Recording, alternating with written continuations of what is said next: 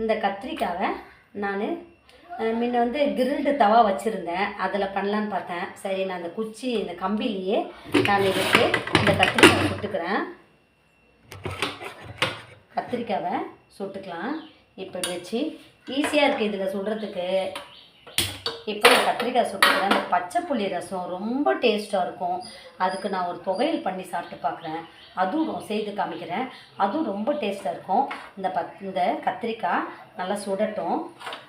இது நல்லா சுட்ட பிறகு அதுக்கப்புறமா தான் நான் வந்து இந்த காஞ்ச மிளகா எடுத்துக்கிறேன். காஞ்ச மிளகாவெலாம் சுட தேவையில்லை, நான் வெறும் கத்திரிக்காய் மட்டும் சுட்டுக்கிறேன். இதுக்கு வந்து சுட்ட கருவாடு அவ்வளோ டேஸ்ட்டாக இருக்கும்.